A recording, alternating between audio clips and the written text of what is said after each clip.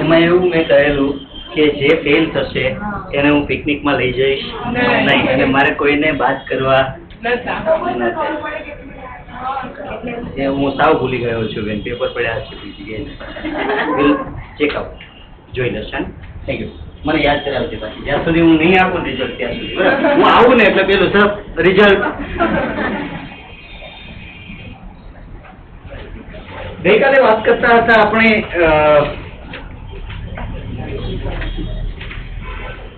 પહેલા સ્ટેપની, નર્સિંગ એસેસમેન્ટનું પહેલું સ્ટેપ છે અસેસમેન્ટ. અસેસમેન્ટના 5 તબક્કા પૈકી ઇન્ટરવ્યુઇંગ એટલે શું એની ચર્ચા થઈ, હેલ્થ હિસ્ટ્રી કેમ લેવામાં આવે પેશન્ટની એની ચર્ચા થઈ, પેશન્ટનું ઓબ્ઝર્વેશનમાં બોડી પાર્ટ્સને કેમ ઓબ્ઝર્વ કરવા એની વાત કરી. Next is physical examination.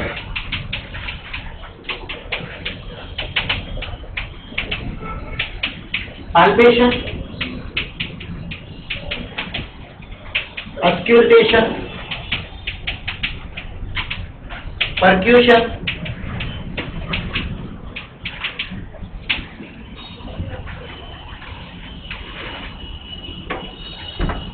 આ 3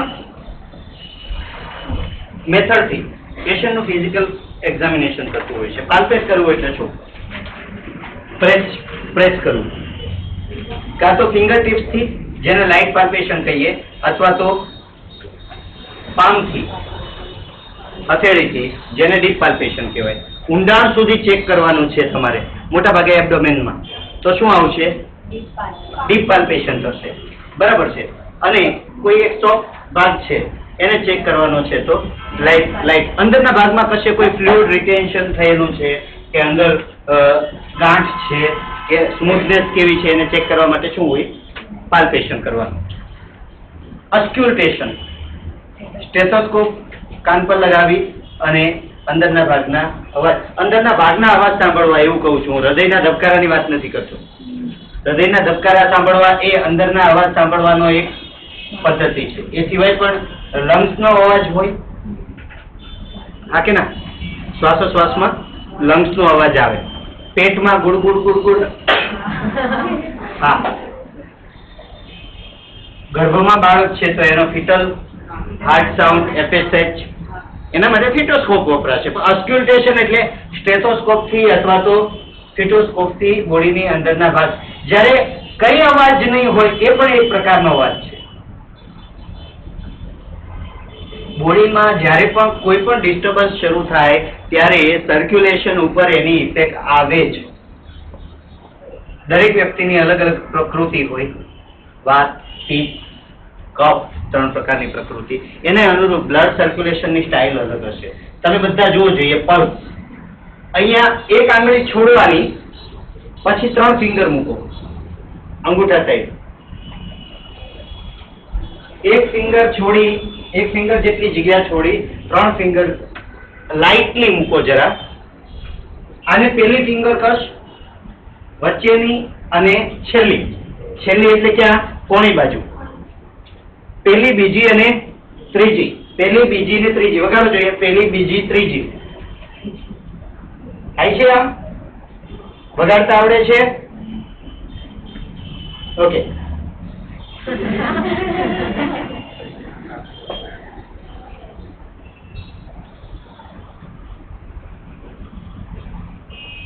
ફિંગર થોડીક લાઇટ કરી દો, આંખો બંધ કરી દો અને ધબકારાને અનુભવો.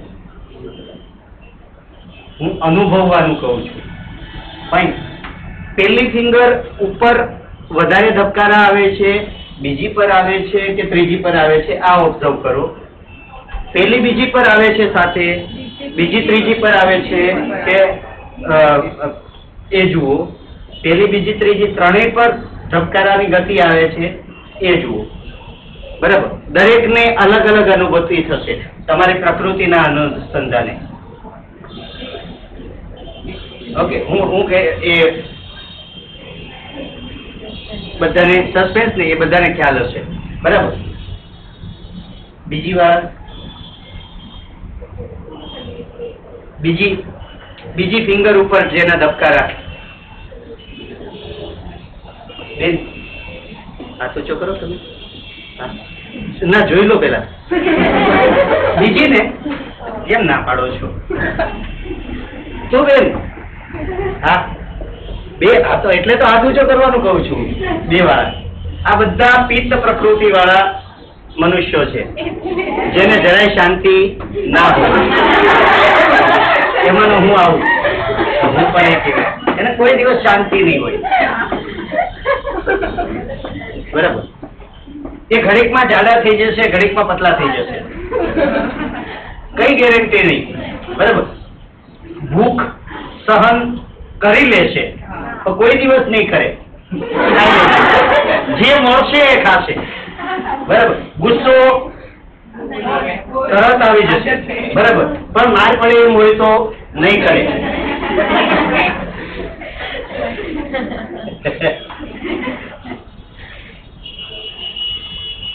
પિત્ત અગ્નિ દર્શાવે છે વચ્ચે. બરાબર. વાત પેલી ફિંગર વાળા કોઈ દિવસ જાડા નહીં થાય. હા, જોઈ લો. બતાવો તો બધા 1, 2, 3. અમારે એક જાડું બતાવો મને. તો એની ભૂલ હશે. એ બે ટોપ વાળા છે એકચ્યુઅલી. જોઈ લો, આમાંથી કોઈ આખી જિંદગી ગમે એટલું ખાશે. તમે પિત્તમાં આવો કે કફમાં આવો? હા, તમે કફમાં આવશો. થર્ડમાં જોઈ લઈએ, હશે કદાચ. વાત ઉપર કંટ્રોલ વાયુ કરે છે. શરીરની પ્રકૃતિમાં વાયુ કંટ્રોલ કરે. વાત વાળી વ્યક્તિ ફ્લક્ચ્યુએટિંગ હોય. એના ડિસિઝન, તમે વાત વાળી વ્યક્તિને કોને કે અમેરિકા જવાય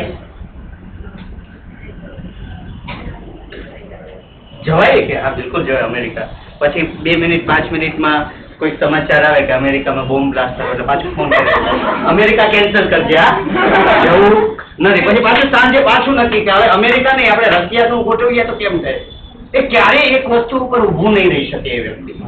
They are always fluctuating. Am I right or right? બરાબર. હું આયુર્વેદ પ્રેક્ટિશનર છું.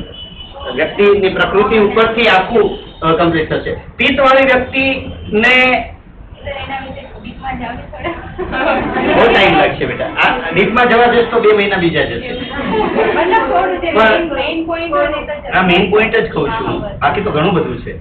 વાવથી લઈ સ્કીન થી લઈ કયા રોગ થાય, કયા રોગ મટે, કયા નહીં મટે, ઊંઘ કેટલી આવે. બરાબર. સેક્સ્યુઅલ પોતાની ઈચ્છાઓ કેવી હોય, વિશ્વાસ પાત્રતા ખરી કે નહીં વ્યક્તિની, આના ઉપર વિશ્વાસ, ટૂંકમાં કઈ બાબત પર વિશ્વાસ મુકાય, કયા ધંધામાં જવાય. આપણે એવું કહીએ ને જ્યોતિષ શાસ્ત્ર, જ્યોતિષ વિજ્ઞાન છે. જ્યોતિષ વિજ્ઞાન ને આયુર્વેદ ને બેઉને ભેગા કરો તમે. ગપ્પીદાસ માણસ ભેગા કરે એની વાત નથી કરતો. હા, જેને સ્ટડી કર્યું છે. હું તમને એક બહુ સિમ્પલ ઉદાહરણ, હું ફરી વખત ડાયવર્ટ કરી દીધો. તમારો સિલેબસ પૂરો નહીં થાય એના માટે જવાબદાર તમે હશો, હું નહીં.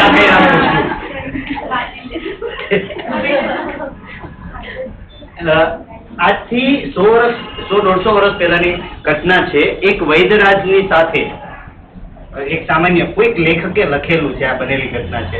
જતા હતા 100-150 વર્ષ પહેલા તો ઘૂંઘટ પ્રથા હતી, વાહન હતા નહીં કઈ. એટલે ગાડાની અંદર ગામડે ઉતર્યા અને ત્યાંથી કોઈ ગામની અંદર જતા હતા. પાછળ એક 2-3 વ્યક્તિ ચાલી આવે. આ લોકો વૈદ્યરાજની સાથે જતા હતા અને પાછળ કોઈક એક બેન, એના સાસુ અને ઘરના સભ્યો હોય ને. એટલે વૈદ્યરાજે પાછળ જોયા વગર અવાજ પરથી એવું કહ્યું કે પાછળ કોઈ આવે છે ને, પ્રસૂતા છે અને એની હમણાં 3 કે 4 કલાકમાં હમણાં ડિલિવરી થશે.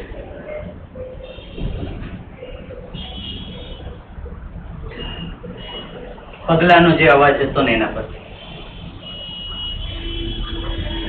સાથે કોઈ હતા ને, એ છોડ્યા કે આવું તો હોય કે આમ જ ચાલ્યા જતા. પાછળથી કોઈ આવતું હોય, મને ખબર છે, મેં નથી જોયું પાછળ. બરાબર. એટલે વૈદ્યરાજે પહેલા તો પાછળ જોયું તો એ 2-3 લેડીઝ હતી, એમાંથી એક બેન પ્રેગ્નન્ટ હોય એટલે એ તો ખ્યાલ આવે જ કે પ્રેગ્નન્ટ છે એમ. એટલે એક સાબિતી તો મળી ગઈ કે એક તો પાછળ પ્રેગ્નન્ટ વુમન છે એમ, અને એ જ ગામમાં જતા હતા 3-4 કલાકની અંદર બીજા સમાચાર પણ આવી ગયા કે બેનના ઘરે બાબુ આવ્યો કે બેબી આવી, whatever may be the medical science is the science of observation my friends.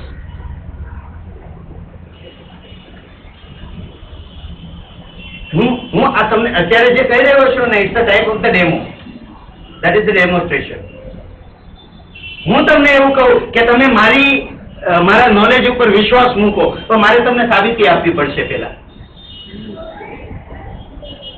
જો હું જે કહું છું એ મુજબ ક્લાસમાં થઈ રહ્યું છે, ધેટ મીન્સ હવે તમને કઈ પ્રોબ્લેમ થયો તમે મારી પાસે આવો તો તમને એક વિશ્વાસ છે કે હા સર, હા એ વ્યક્તિને કંઈક ખબર તો છે, કંઈક દવા આપશે તો એમને આપશે નહીં. સમજાય છે હું જે વાત કરવા માંગુ છું? એન્ડ ઇટ ઇઝ પ્યોરલી, હા, એટલા માટે કે હું કંઈક જાણકાર છું, મેં કોઈ પેલું શું કહેવાય વિદ્યા એવું શીખ્યા છે ને, શું કહેવાય બ્લેક મેજિક શીખેલું છે. મેજિક કોઈ દિવસ બ્લેક હોતું નથી.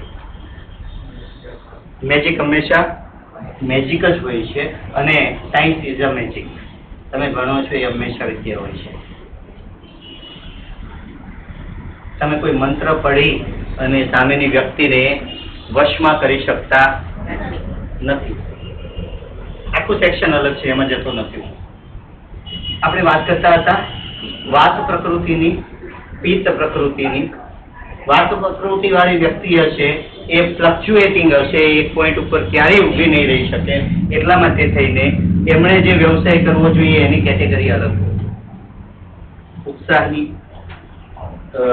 વ્યક્તિ, વાત પ્રકૃતિ વાળી ઉત્સાહી વ્યક્તિ હશે. આરંભે ઉત્સાહી ઇન ધ સેન્સ ઘડીએ ઘડીએ કદાચ એનું પ્લેટફોર્મ બદલી કાઢશે. અચ્છા, આમાંથી કોણ સારું કોણ ખરાબ? કોઈ નહીં. હા, દરેકના પ્રોઝ છે, દરેકના કોન્સ છે. સૂકા વાળો છે વાત પ્રકૃતિ વાળા, વાળ કેવા હશે? સૂકા હશે. ચામડી ખરબચડી હશે મોટા ભાગે, ઓઇલી સ્કિન નહીં હોય એની. જોયું બે? જોઈ લો ને, બધા ચેક કરી લો જરા. પિત્ત પ્રકૃતિ વાળા એના વાળ કેવા હશે? છૂટા છવાયા વાળ હશે. ઘટ વાળ કફ પ્રકૃતિ વાળા હોય. બહેનો માટે તમે એમ કહેશો કે બહેનો માટે તો બધાને સરખા જ હોય ઘટ, એવું નથી હોતું ને. તમારા વાળમાં પણ હોય ને ટૂંકા વાળ, બરછટ વાળ લગભગ વાત પ્રકૃતિ માટે. એનાથી શું ફેર પડે? કઈ નહીં. હું જનરલાઇઝ એક ઓબ્ઝર્વેશન આપું છું. પિત્ત પ્રકૃતિ વાળી વ્યક્તિ હશે, એ પિત્ત પ્રકૃતિ વાળી વ્યક્તિ હશે એને એવું કહેશો અમેરિકા જવાય? એ કહેશે હા જવાય, કશો વાંધો નહીં. જવાબ ફટાફટ આપશે કે નિર્ણય ઘડીકમાં લેશે?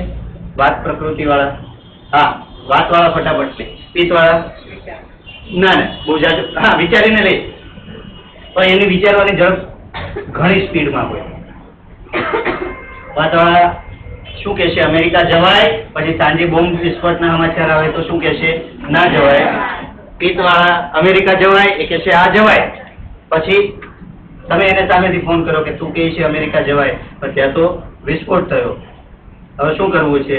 પિત્ત વાળા કે ભલે થયો, મેં કહ્યું ને જવાય એટલે જવાય, ભલે મરીએ. બરાબર. એની પાસે એક ટાઈપનું ડેરિંગ હશે. એને ખબર હશે એ સાચું કરે છે તો પણ સાચું કરશે, એને ખબર હશે એ ખોટું કરે છે તો પણ ખોટું કરશે. આ મોટા ભાગે પિત્ત વાળા આવા હોય છે. તમે હો તો લાગુ પડતું હશે કદાચ, અથવા તો તમે નાડી ખોટી જોઈ. કફ વાળા, કફ પ્રકૃતિ વાત વાયુ પ્રધાન, પિત્ત અગ્નિ પ્રધાન, કફ જળ પ્રધાન. ઇઝી ગોઈંગ હશે, શાંત હશે, એ જરાય એને ઉતાવળ નહીં હોય કોઈ વસ્તુની. થાય છે, કરીએ છીએ. એને કહેશો તમે કે અમેરિકા જવાય, એ કે નહીં, હું સ્ટડી કરું, વિચારું અને તમને જવાબ આપું. પછી તમને કલાક પછી ફોન કરશે કે અમેરિકા જવાય ખરું, પણ ગમે ત્યારે બોમ્બ વિસ્ફોટ થાય, એટલે તમારે રિસ્ક લેવું હોય તો જાઓ, નહીં લેવું હોય તો ના જાઓ. એ એકદમ શાંતિપૂર્વક આગળ વધનાર હશે. પણ આળસુ હશે, બધાના ફાયદા બરાબર, એને કઈ ઉતાવળ નહીં હોય દરેક વસ્તુની. શરીર ઘાટેલું હશે, ઓઇલી સ્કિન હશે, મોટા ભાગે વાળ ઘટ હશે, સ્વાદ સહિત ઘણું બધું છે. હા, હું એક્ઝેક્ટલી કશે કઈ ભૂલ કરતો હોઉં તો પણ બની શકે એમ, બરાબર. ગળપણ ના પ્રિય હશે, મોટા ભાગે ગળપણ પ્રિય હોય, કફ વાળાને ગળપણ પ્રિય હોય એવું હું લગભગ કદાચ એવું છે, હું બહુ શ્યોર નથી. ભૂખ, વાત વાળા ખાય નહીં ખાય ચાલે બધું એને, બરાબર. પિત્ત વાળા ખાય નહીં ખાય, પણ ખાય તો જબરદસ્ત ખાય, આવું હોય છે. એ કોઈ પર્ટિક્યુલરલી ટેસ્ટ ને બહુ જાજુ ચૂથીને નહીં કે અમારે તો આ જ ભાવે ને આ નહીં જ ભાવે ને આ બનાવું છું તો હું નહીં જ ખાઉં ને એવું બધું નહીં હોય. લાવ ને ભાઈ હવે બનાવ્યું છે ને, બરાબર. અને કફમાં ચૂઝી હશે અને જમવામાં લગભગ નાટક ઓછા હશે. અચ્છા, હવે વાતપિત્ત અથવા તો પિત્ત કફ અથવા વાતપિત્ત કફ મિક્સ હોઈ શકે? આન્સર ઇઝ યસ, હોઈ શકે. આ ત્રણ પ્રકૃતિને આપણે શું કહીએ છીએ? ત્રિદોષ કહીએ. આયુર્વેદની ભાષામાં ત્રણ પ્રકૃતિને શું કહીએ? અને એમાંથી જો કોઈ એક ઘટકનું પ્રમાણ વધી જાય તો વ્યક્તિ બીમાર પડે. વાતવાળી વ્યક્તિને લગભગ મસ્તક રિલેટેડ, જોઈન્ટ, સાંધાઓ એને રિલેટેડ ઇશ્યુઝ રહેતો હોય છે, દુખાવામાં ને એમાં. પિત્તવાળી વ્યક્તિને ગેસ્ટ્રિક ઇશ્યુઝ રહે, એસિડિટી ને પેટના ઇશ્યુ ને આવું બધું રહેતું હોય છે. અને કફવાળી વ્યક્તિને મોટા ભાગે ગળાનો ભાગ, શરદીનો ભાગ આવું જનરલી રહેતું હોય છે. વાત ચાર, આ ત્રણે ત્રણ ચલ છે. વાત, પિત્ત અને કફ ત્રણે ત્રણ વસ્તુ કેવી છે? ચલ એટલે ચલિત છે, એક સ્થાન પર ઊભું નહીં રહી શકે, બરાબર છે. આ ત્રણ ઘટક થઈ ગયા. બીજા બે ઘટક કયા? પૃથ્વી અને આકાશ, એ અચલ છે. પૃથ્વી એટલે શરીર અને આકાશ એટલે અંદરની ખાલી જગ્યાઓ. આ પંચમહાભૂતની વાત કરતો હતો હું, જે ચર્ચા કરવા જઈ રહ્યો હતો. ફિઝિકલ એક્ઝામિનેશનમાં પાલ્પેશન, પર્ક્યુશન, આ બધામાં તમારું નોલેજ કામ લાગતું હોય છે. ઓસ્ક્યુલ્ટેશન, અંદરના ધબકારા. હું વાત કરી રહ્યો છું બહેનો કે જ્યારે કશો પ્રોબ્લેમ નથી ત્યારનો પણ એક નીરવ શાંતિનો પણ એક અવાજ હોય છે. સમજો છો હું જે વાત કહેવા માંગુ છું? એ એકદમ શાંતિ છે, આપણે એવું કહીએ, કશો જ અવાજ નથી, એ પણ એક પ્રકારનો ધ્વનિ છે. એક્ઝામિનેશન ટ્રે અને આર્ટિકલ્સમાં થર્મોમીટર શેના માટે? ટેમ્પરેચર લેવા માટે. સ્પિગ્મોમેનોમીટર બધા જાણો છો ને આ ઇન્સ્ટ્રુમેન્ટ તો. સ્પિગ્મોમેનોમીટર શેના માટે હશે? બીપી માપવા માટે. ધેન સ્ટેથોફીટો અવાજ, ટીપીઆર ટ્રે વાઇટા સાઇન લેવા માટે થઈને, મેજર ટેપ પેટનો કોઈ પણ ઘેરાવો માપવા માટે. બહુ સાદા જ લીધા છે મેં. ફ્લેશ લાઇટ વગર ડોક્ટર કામ કરી જ ના શકે. બોડીની અંદરની કેવિટીના ભાગમાં અંધારું હોય ત્યાં ચેક કરવા માટે કાતરા અને આ તે બધું જે કે પગું હોય. Weighing machine, ઓપ્થાલ્મોસ્કોપ. ઓપ્થાલ શબ્દ આવે એટલે આંખ આવે. ઓપ્થાલ આંખ. સેરેબ્રલ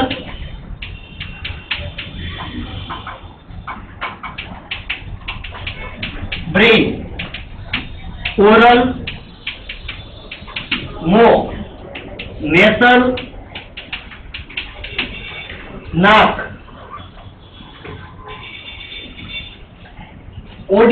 ઓડિટરી શું? કાન.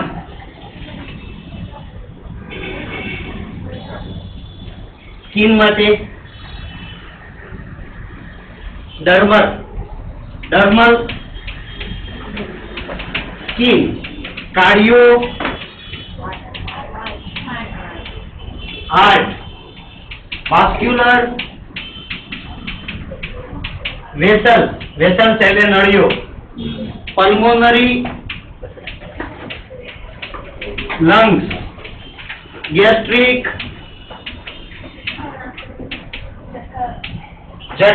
જઠર, સ્ટોમિક,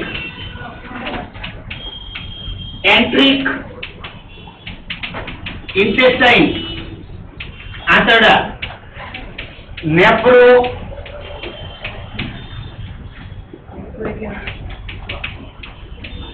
કિડની, રિનલ, કિડની. આ જે શબ્દો આવે છે ને બધા, આ શબ્દો મેડિકલ સાયન્સ ની અંદર રૂટીનમાં વપરાશે. ફટ દઈને તમને ખ્યાલ આવી જવો જોઈએ, એના પરથી જ આવશે. કાર્ડિયાઇટિસ, પાછળ ટીસ લાગે એટલે ચેપ લાગેલો છે. પાછળ ટીસ લાગેનો મતલબ શું થયો? ચેપ લાગ્યો. કાર્ડિયાઇટિસ એટલે હાર્ટ ને ચેપ લાગ્યો. ગેસ્ટ્રાઇટિસ એટલે જઠર ને ચેપ લાગ્યો. જે તે ભાગની પાછળ તમે આ રીતે લખાવી શકો. બીજું ઘણું છે, જેમ જેમ આવતું જશે એમ કહેતા જશો.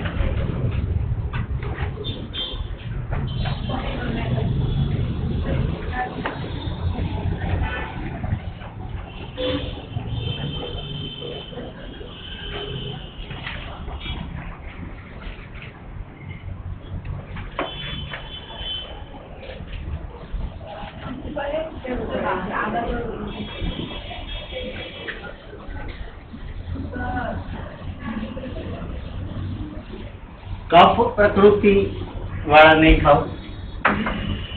ખાય છે, કરીએ છીએ, લખશું. એક્સપ્રેસ ગાડી ચલાવો.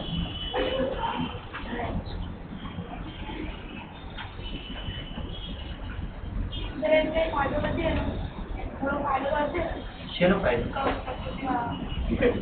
બધાનો ફાયદો. મારે મેનેજર જોઈએ ને, કોઈ મેનેજર મતલબ ગાઈડ. કફ પ્રકૃતિ વાળા વ્યક્તિઓ ક્યાં હશે? હંમેશા ઊંચા હોદ્દા ઉપર હશે. જેને તમે કફ વાળા લાગો છો. કફ પ્રકૃતિ વાળી વ્યક્તિ હંમેશા ઊંચા હોદ્દા પર હશે, કારણ કે એ સૌથી રિલાયેબલ હોય. Reliable in the sense, reliable તો નહીં કહું હું, રિલાયેબલ તમને સૌથી વધારે કોણ મળશે? પિત્ત વાળા. તો કફ પ્રકૃતિ વાળી વ્યક્તિ હશે ને, એ હંમેશા એઝ અ ગાઈડ હોય. મને જયારે ખબર નહીં પડે ને, વાત વાળા ને પિત્ત વાળા ને ખબર નહીં પડે કે આ સલાહ લેવા, એ કફ વાળા પાસે જશે. વાત વાળી વ્યક્તિ મારે કોઈને ના ગેરફાયદા ક્યાં કયા? મેં વાત વાળી વ્યક્તિના ગેરફાયદો છે જ નહીં. વાત વાળી વ્યક્તિ હંમેશા એવા બિઝનેસમાં હશે અથવા તો એવા કામમાં હશે કે જ્યાં એ ફટ દઈને રિઝલ્ટ લઈને આવશે. પિત્ત વાળા બધા પર રાજ કરશે. વાત અને કફ વાળા ઉપર રાજ બિઝનેસ પિત્ત વાળો કરશે. રિસ્ક પિત્ત વાળો લેશે. કફ વાળા કોઈ દિવસ રિસ્ક નહીં લે. પણ પિત્ત વાળા એ રિસ્ક લેતી વખતે સલાહ કોને લેવી પડશે? અને એ રિસ્ક લઈ અને દોડાવવાનું કામ હશે ને, તો એ કોણ કરશે? અને પિત્ત વાળાને કામ કરીને કોણ આપશે? વાત વાળા. પિત્ત વાળાને કામ વાત વાળા કરીને આપશે. અને વાત વાળા હશે એ હંમેશા કેવા હશે? they will be there in a working mode. they will be there in a like flighting mode. એ વેઇટ નહીં કરે. તમે મને ફાયદાઓનું કહો છો ને, વાત વાળી વ્યક્તિ હશે એ બહુ રાહ નહીં જુએ, એ ડિસિઝન લઈ લેશે. એ સંબંધને ખેંચ્યા નહીં કરે, એ ડિસિઝન લેશે સંબંધની અંદર પણ. અને પિત્ત વાળી કફ વાળી વ્યક્તિ હશે એ કેવી હશે? they will be calm enough. સમજી વિચારી અને ડિસિઝન લેશે અને ડિસિઝન લેવડાવશે. એટલે અહીંયા પર્ટિક્યુલરલી કોઈનું કોઈ એક આ દરેકની કેરેક્ટરિસ્ટિક છે, અને બધા ભેગા થશે ને ત્યારે જ કોઈક એક વસ્તુ શક્ય હશે. સરખી પ્રકૃતિ વાળી વ્યક્તિ ની મૈત્રી બહુ મજાની નહીં હોય કદાચ. એમાં વિરુદ્ધ પ્રકૃતિ વાળી વ્યક્તિઓ વચ્ચેની જ મૈત્રી હોય. પિત્તવાળી વ્યક્તિ ને પિત્તવાળા સાથે કદાચ ઓછું ફાવે, કારણ કે બે હરખા થાય. આપણે લાઈફ પાર્ટનરના કેસમાં આવું ઘણી વખત થતું હશે. બરાબર, બાકીના બે હશે ને એકબીજા સાથે મેનેજ કરશે. એટલે પર્ટિક્યુલરલી અહીંયા હું કોણ સારું કોણ ખરાબ એના અર્થમાં આખી ચર્ચા હતી જ નહીં. મને ખોટી રીતે નહીં લેશો. હું જે વાત કરવા જઈ રહ્યો હતો it was related with the basic. અચ્છા, વ્યક્તિ આજે મેં ડિફાઇન કરું એવી જ હોઈ શકે. વ્યક્તિના ડેવલપમેન્ટ માટે ફક્ત એને એની કુદરતી જે સંરચના છે અને ઘડતર છે એ જ ફક્ત કામ કરે ના. This is one of the factor, genetical factor કહીએ ને, અથવા તો જેનું સ્ટ્રક્ચરલ ફેક્ટર છે. આ સાયન્સની અંદર ભણાવતા નથી. અનફોર્ચ્યુનેટલી એલોપેથિક સાયન્સની અંદર આ વસ્તુ નથી ઇન્ક્લુડ કરતા. પણ હું માનું છું ત્યાં સુધી કોઈ પણ ફિઝિશિયનને આ પ્રકૃતિનું જ્ઞાન હોવું જોઈએ. અલ્ટિમેટલી કઈ દર વખતે, કારણ કે અલ્ટિમેટલી તો તમારે પેશન્ટને સાજું કરવાથી મતલબ નથી ભણાવતા એલોપેથીમાં, કશો વાંધો નહીં. અમે અલ્ટરનેટિવ વાળા એલોપેથી ભણી આવીએ પાછું. બરાબર, એલોપેથી વાળા અલ્ટરનેટિવ ભણવામાં એને બહુ તકલીફ થતી ઘણી વખત, તો હી નો જાતી. હું જે કહેવા જઈ રહ્યો હતો એ આના પરથી તમે ડિસિઝન નહીં લઈ શકો, કારણ કે વ્યક્તિના સ્વભાવ સહિતના વ્યક્તિના ઘડતરમાં બીજા બધા ઘણા બધા કારણો છે. શિક્ષણ અગત્યનું ફેક્ટર છે. એનું વાતાવરણ જે મળ્યું હોય ડેવલપમેન્ટમાં, ઘરનું વાતાવરણ. મેં મારા મમ્મી પપ્પાને હંમેશા ઝઘડતા જ જોયા છે. તો મારી માનસિકતા એવી હોય કે ગૃહસ્થ જીવન એ ઝઘડાનું ઘર છે, લગ્ન કરાય જ નહીં. અને મેં મારા મમ્મી પપ્પાને એક સુખી દાંપત્ય જીવન જીવતા જોયા છે. તો મારા માટે એ સ્ત્રી અને પુરુષનો સહવાસ એ એક સ્વર્ગની ઘટના હોઈ શકે. આ માઇન્ડસેટ થયેલું છે. ડિપેન્ડ, એટલે તમે કયા ઘડતરમાં તમે બન્યા છો એના આધારે પણ તમારો સ્વભાવ નક્કી થાય.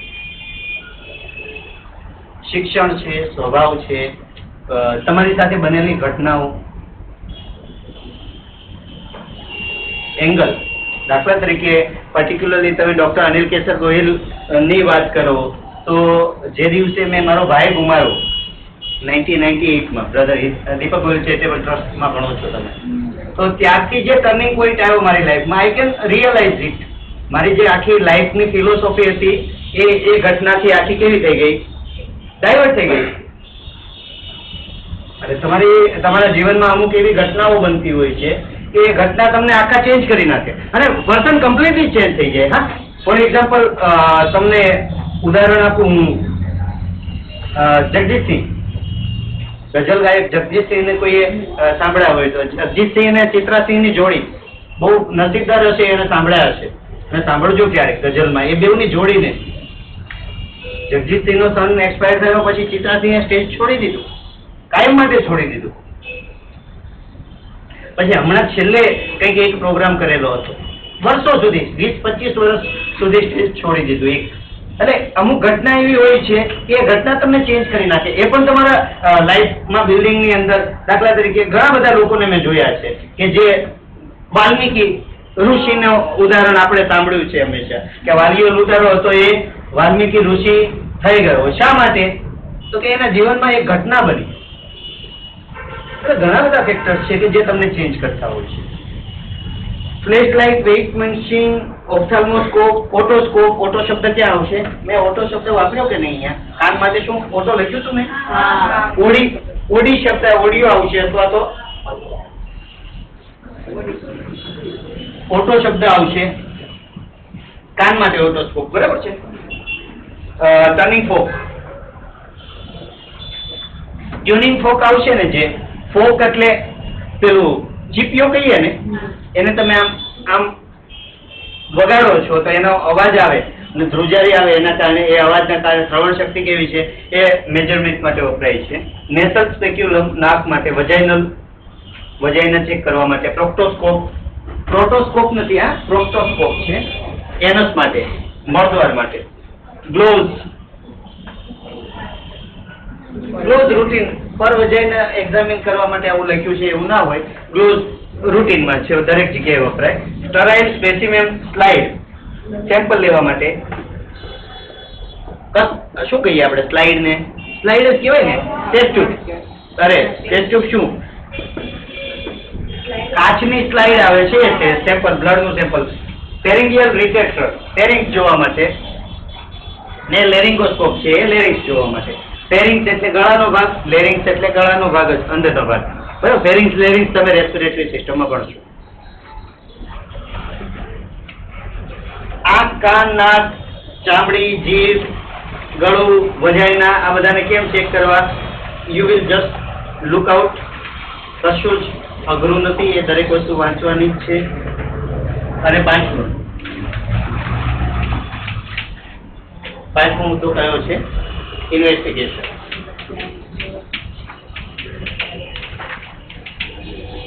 ઇન્વેસ્ટિગેશન એટલે પેશન્ટનું યુરિન અથવા બ્લડ કોઈ પણ સ્પેસિફિક લઈ અને એને લેબમાં મોકલી આપવું, ત્યાં ટેસ્ટિંગ કરાવવું. અહીંયા તમારું પહેલું સ્ટેપ નર્સિંગ પ્રોસેસનું પૂરું થાય છે. આને શું કહીએ આપણે? અસેસમેન્ટ. અસેસમેન્ટ એટલે ડેટા ગેધરિંગ. મેં ગઈકાલે કહ્યું એમ ડેટા ગેધર કરવા માટે શું કરવું પડશે? આ 5 તબક્કામાંથી પસાર થવું પડશે. ઇન્ટરવ્યુ કરવું પડે. ઇન્ટરવ્યુ પછી ઓબ્ઝર્વેશન તમારું પરફેક્ટ હોવું જોઈએ. ઓબ્ઝર્વેશન પછીનો મુદ્દો કયો લીધો મેં? ફિઝિકલ એક્ઝામિનેશન, હિસ્ટ્રી ટેકિંગ અને ઇન્વેસ્ટિગેશન. આના આધારે તમારી પાસે ડેટા એકત્ર થશે. ડેટા કલેક્ટ કર્યા પછી તમે ડેટાનું પૃથ્થકરણ કરો. પૃથ્થકરણ કરવું મતલબ હવે તમને ખબર પડશે આ કઈ બીમારી છે.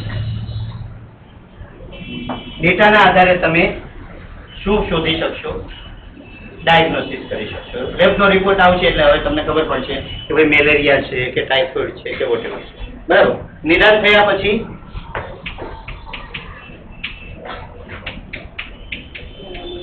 નિદાન થયું પછી હવે સરાવ છે. શું તકલીફ છે, કેટલા પ્રમાણમાં તકલીફ છે, એના આધારે તમે શું કરશો? પ્લાનિંગ. પ્લાનિંગ એટલે નકશો તૈયાર કરવો. નકશો તૈયાર કરવો એટલે તમે શું કરવા જઈ રહ્યા છો એની ગાઈડલાઈન તૈયાર કરવી. જો કોઈ પણ ઘટના 2 વખત બને, આ વસ્તુ ધ્યાનમાં રાખજો. શું નામ છે તું? ના ના હાય નીલ એમનું કહ્યું.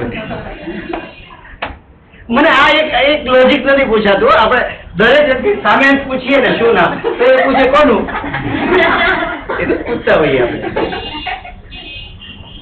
મેં તો વિડીયો કોલિંગમાં છે કાલે મેડમ સાથે વાત થઈ નાગપુર ઓફિસ ગયો. ઓફિસ જઈને મેં કોલ કર્યો. ઓફિસ આવી ગયા સર. અરે પાછળ મારી ખુરશી દેખાય છે, પાછળ શું દેખાય છે? આખી ચેમ્બર દેખાય. Why do you ask office આવી ગયા? ઓફિસમાં આવ્યો હોય પછી તો કોલ કરવાના હોય અથવા તો ફોન ઉપર ગુડ મોર્નિંગ, કેમ થયું, જાગી ગયા? ગુડ મોર્નિંગ કરે છે, સામેની વ્યક્તિ તો જવાબ આપે અને તું પૂછે જાગી ગયા? નથી કરતા આપણે એવું? મને કોઈ પૂછે તો ના ના હું હજુ ભરપૂર ઊંઘમાં છું અને તારી સાથે સપનામાં વાત કરું છું. પ્લાનિંગ. કોઈ પણ ઘટના 2 વખત બને. પહેલી ક્યાં? બ્રેઇનમાં. બેન તારે મને ગાળ દેવાની હોય કે કકડાવવાનો હોય તો પેલા ક્યાં દે ગાળ તું? મનમાં. બરાબર. મનમાં આવે ગાળ પછી તું વિચારે દેવાય કે ના દેવાય. ભાઈ છે ને, જો દેવાતી હોય તો પછી એકચ્યુઅલમાં બને અને નહીં દઈ શકાય એમ હોય તો ત્યાં એનું બાળ મરણ થઈ જાય. એ ઘટના હંમેશા જયારે કોઈ પણ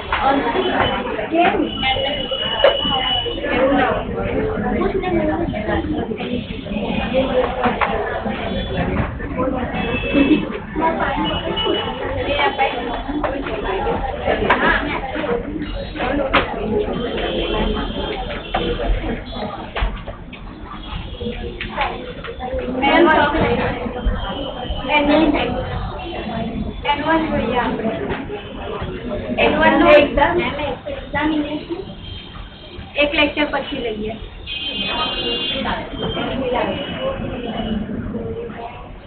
આવું કોણે કીધેલું હતું કે એક્ઝામ હશે ત્યારે લેક્ચર નહીં લેવાશે આવું કોણે કીધું હતું કે એક્ઝામ લેવાશે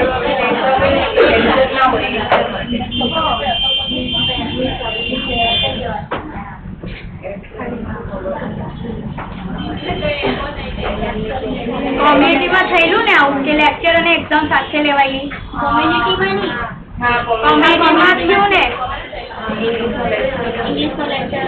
તો પછી બસ મિત્ર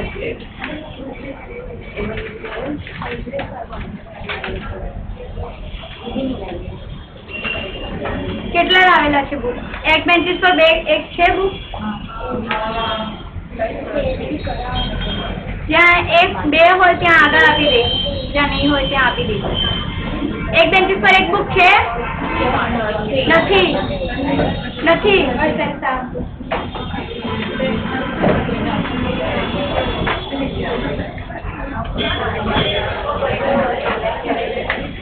हाँ कहीं चार चार बेची जाए काम करे आगे एक ओए अंजलि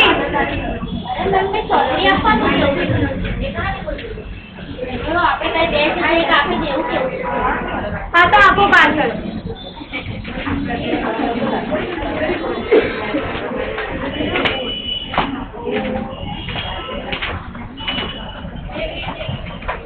પ્રિયાંશી છે બુક તારી પાસે તો એટલી શા માટે બેઠી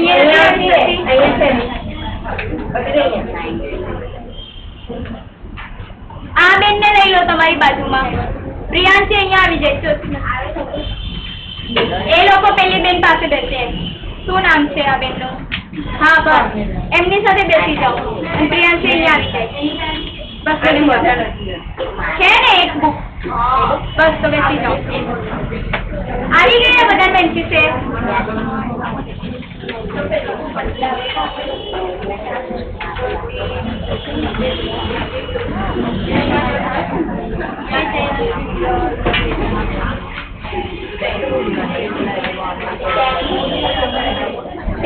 કોઈની બેન્ચી છે બે થઈ તમારી બેન્ચી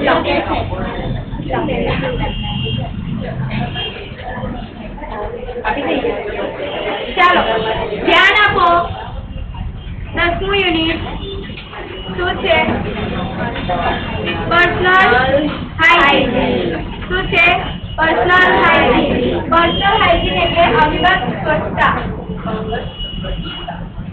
પર્સનલ હાઇજીન એટલે શું અંગત સ્વચ્છતા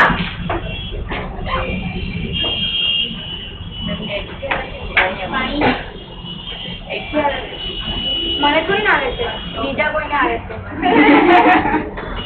હવે પાણી પી લો.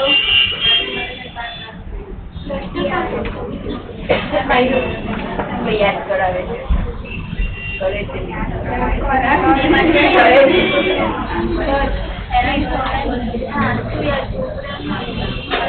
એવી ગરમી લાગે છે ને, તમારું મોઢું બંધ રાખો. એટલે મને બહાર કાઢતા વાર નહીં લાગશે. માયા બસ.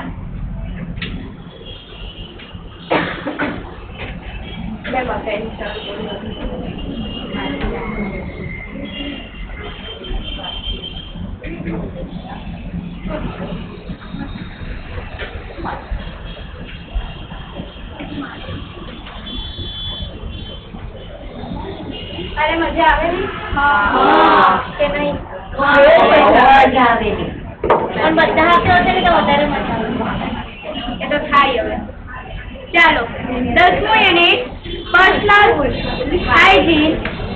પેશન્ટના બોડીની સ્વચ્છતાના કારણે તેના ડિસીઝની રિકવરી ઝડપથી આવતી હોય છે. પેશન્ટ પોતાની બોડીને જેટલું સ્વચ્છ રાખશે, પાછળની બારી મહેરબાની કરીને બંધ કરી દેવું.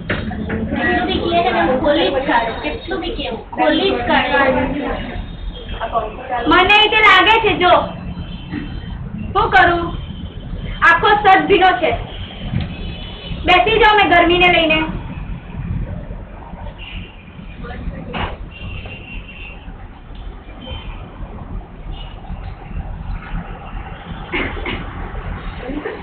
પેશન્ટના બોડીની સ્વચ્છતાના કારણે તેના ડિસીઝની રિકવરી ઝડપથી આવતી હોય છે.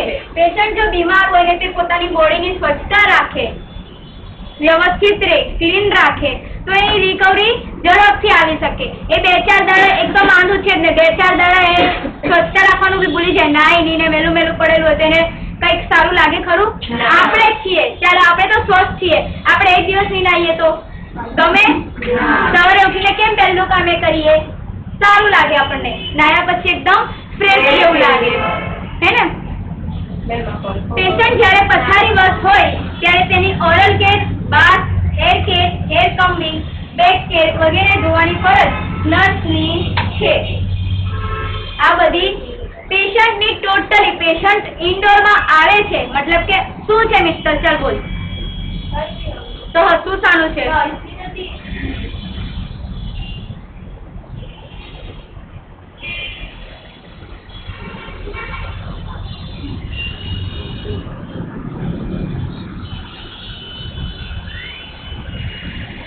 નેક્સ્ટ ટાઈમ ચૂપચાપ બેસ. ચૂપચાપ બેસજે.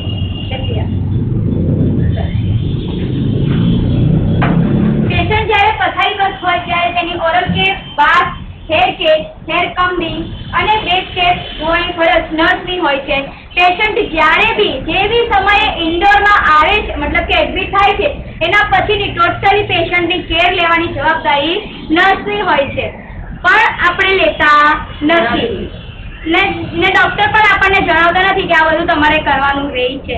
બરાબર છે? કોઈ હોસ્પિટલમાં લેવાતી નથી. આ બધી કેર કોઈ હોસ્પિટલમાં નહીં લેવાય. એની બાથની કેર, એની હેરની કેર, એની કેર, પેશન્ટની કેર કોઈ હોસ્પિટલમાં લેવાતી નથી. આપણે બધું રિલેટિવ પર ઢોળીએ. રિલેટિવ્સને જ કહીએ એમને ખવડાવજો, પીવડાવજો. ખવડાવવાનું પીવડાવવાનું બધું જ કામ આપણું હોય, બધું જ. પછી આપણે શું કામના? હા, પછી આપણે શું કામના રિલેટિવને એન્ટર કરવા હોય તો? બરાબર ને? એટલે પેશન્ટને જ્યારે આપણે એડમિટ કરીએ ત્યાર પછીની બધી જ જવાબદારી કોની આવી જાય? પેશન્ટને સાચવવાની નર્સની. પેશન્ટના રિલેટિવ હાજર હોય અને પ્રોસિજરમાં હેલ્પ કરે તો તેની હેલ્પ લઈને અથવા તો જાતે કેર લેવાની નર્સની ડ્યુટી છે. આ એક તમારી ડ્યુટી જ છે, ડ્યુટીનો એક ભાગ જ છે. તમારે જ પેશન્ટની કેર લેવી પડે. તમે રિલેટિવ પર ઢોળી શકો નહીં. જો કે કોઈ હોસ્પિટલમાં લેવાય નહીં. અહીંયાના કોઈ હોસ્પિટલમાં નહીં લેવાય. જ્યારે આઉટ ઓફ કન્ટ્રી, બહારના દેશોમાં જોઈએ તો આ જ બધી કેર નર્સ કરે, અને જે અહીંયા નર્સ કરે છે ઇન્જેક્શન આપવાનું તે ત્યાં ડોક્ટર કરે. અહીંયા ડોક્ટર ખુરશી પર બેઠા હોય, ત્યાં ડોક્ટર ખુરશી પર બેઠા હોય નહીં. ત્યાં ડોક્ટર જોઈને ઇન્જેક્શન વગેરે આપવાનું હોય, મેડિસિન આપવાનું તે ડોક્ટર આપે, અને જે બધી કેર લેવાની હોય તે ટોટલી નર્સને લેવાની હોય. ખવડાવવાનું, પીવડાવવાનું, બાથનું, હેર કમ્બિંગ બધું ટોટલી નર્સ જ કેર લે. રિલેટિવ હાથ લગાવે નહીં પેશન્ટને. જોઈએ પહેલી કઈ કેર છે? Oral care. કઈ કેર છે? Oral care. પેશન્ટને દર 4 કલાકે માઉથ વોશ કરાવવું. દર 4 કલાકે માઉથ વોશ. તમે બી બહારથી આવ્યા હોય તો પહેલા મોઢું ધોઈ લો. તો શું લાગે તમને? કેમ ફ્રેશ ફીલ થાય? જમ્યા બાદ કોગળા કરાવવા. જમ્યા બાદ કોગળા કરાવવા પેશન્ટને. જીભ પર જામેલી ઊલને દૂર કરવું. તમે બી ઉલ્યું કરીને સવારે આવતા હોય, ટંગ ક્લીનર કરો ને? નહીં કરો? છે કોઈ નહીં કરે એવું? નહીં કરે? કેમ નહીં કરે? બે મિનિટ, કેમ નહીં કરે? બ્રશ જ કરે, દાંત જ કરે, દાંત જ સાફ કરે ને, ટંગ ક્લીનર નહીં કરે. કેમ નહીં કરે? જીભ છોલાઈ જાય, જીભ છોલાઈ જાય ને સેમ કન્ડિશન મારી છે. હું કોઈ બી ટંગ ક્લીનર યુઝ કરું ને જીભ છોલાય.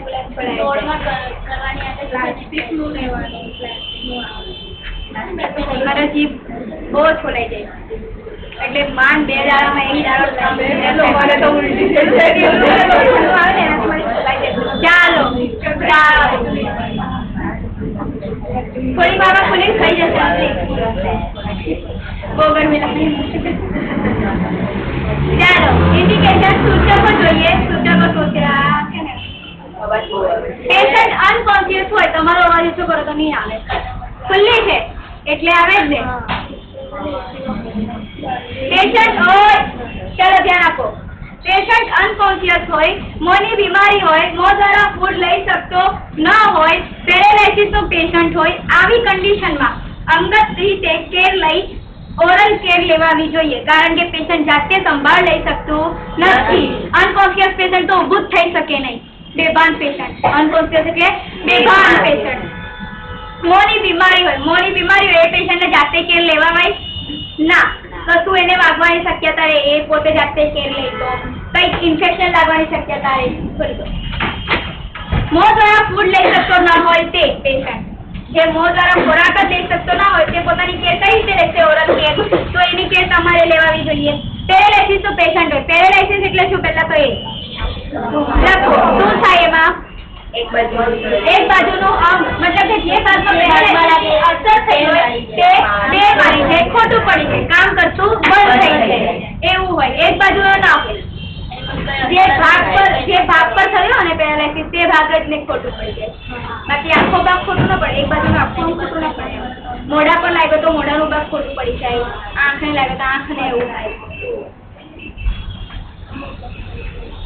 તો એવી પેશન્ટ જાતે સંભાળ લઈ શકતું નથી, તો એની કેર લેવાની તમારી ફરજ છે. મોં બરાબર ધોવાથી મન આનંદિત રહે છે. તમે જાતે જ કીધું હમણાં, ફ્રેશ ફીલ લાગે. પેશન્ટ ફ્રેશ ફીલ કરે. આવી ગયું? પેશન્ટના માઉથમાંથી દુર્ગંધ ના આવે, દાંત ચઢે નહીં, તે માટે એને ઓરલ કેર લેવાની જરૂરી છે. મોંમાંથી દુર્ગંધ આવે ને, સવારે ઉઠીને જોજો, આવે કે નહીં આવે? આવે ને. સવારે ઉઠો, બ્રશ કર્યા પહેલા તમારા ફૂંકને હાથ લગાડીને આમ રાખજો. તમારા મોંમાંથી થોડીક ગંધ તમને જણાશે. દાંત ચડે નહીં તે માટે, ચડી નહીં જાય તે માટે બ્રશ ને કોગળે બધું કરાવવાનું રહેશે પેશન્ટને. આ થઈ ઓરલ કેર. હવે જોઈએ બાથ પર. કાલથી રી એક્ઝામ રહેશે. બાથ ચાલુ કરતા પહેલા ઇન્સ્ટ્રક્શન આપી દઉં. આજે ગઈને 100 રૂપિયા રી એક્ઝામ ફીસ ભરવાની. આજે નહીં ભરાય તો કાલે સવારે વહેલા આવીને 100 રૂપિયા રી એક્ઝામ ફીસ ભરી દેવાની રહેશે. બીજું કઈ બાકી? કાલથી રી એક્ઝામ સબ્જેક્ટ વાઇઝ ચાલશે. કાલે N1 ની રી એક્ઝામ રહેશે. બંને ક્લાસની ભેગી રહેશે, 90 અને 91. N1 ની ફંડામેન્ટલ ની 30 જણાને મેં ગણતરી કરેલા છે. 30 જણાની એક્ઝામ રહેશે N1 ની. ઠીક છે. જે બી કઈ ફેલ થયેલા હોય તે પોતાની તૈયારી મુજબ આવે. અને વાય લેક્ચર પણ ચાલશે, એ બી જણાવી દો. હવે રી એક્ઝામનો ટાઈમિંગ શું રાખવું એ છૂટ્યા પછી બેટર હશે.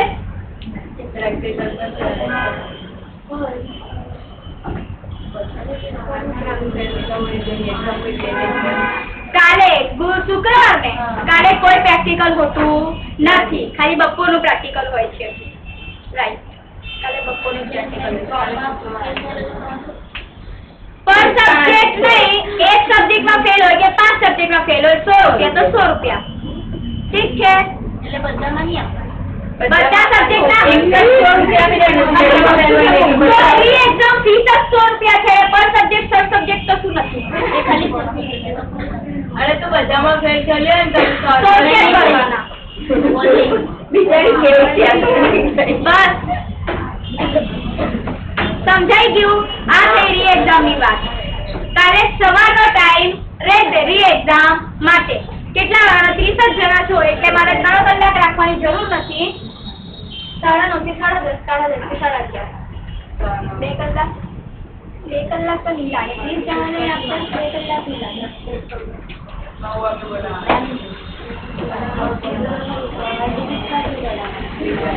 હોલ ટિકિટ અહીંયાથી ફીસ ત્યાં ભરવાની. રી એક્ઝામ ની ફીસ ત્યાં ભરવાની, હોલ ટિકિટ અહીંયાથી લેવાની રી એક્ઝામ માટે. અલગ અલગ બધાને ક્વેશ્ચન અલગ અલગ હતા. પૂછી જો તમારા ફ્રેન્ડ્સ લોકોને. અલગ એ તો ક્યાં છો અલગ. હું પેપર એક જેવા મૂકું,